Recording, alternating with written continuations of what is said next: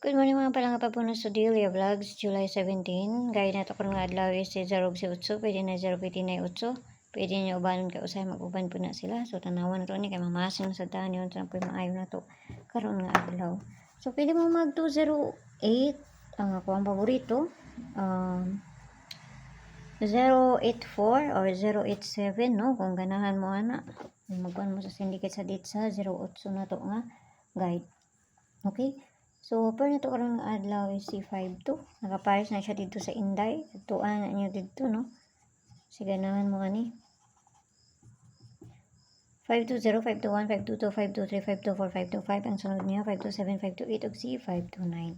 So, man na to ang pair na to karong adlaw. So, ang pabonus sa kahapon is ligas, no? Muna ito ang pabonus kahapon, 487. So, nagatag ba kong paligas na, murag wala man, murag mora man yung akong gihatag hapon, no? So, kana. So, pabonus ata, karong nga adlaw, kay para at the moment, katulugon naman ko eh. Okay, so ang pabonus ato karong nga adlaw is si 504. Kamo na bahala na, mag plus minus na, pwede man po mo mag 514, no? Kung pwede ninyo na iuno. So, kana rin, mo rin na diri sa kuha. So, wala nang giparisan nga to ang kuan gahapon. Ang isang ay ganiha nga bantayanan nato nga pair. Ang atong bantayanan nga pair is si 50 ug si kani. So, pwede po mo magkana siya. Kung kana akong ikuan po, pwede mo ani.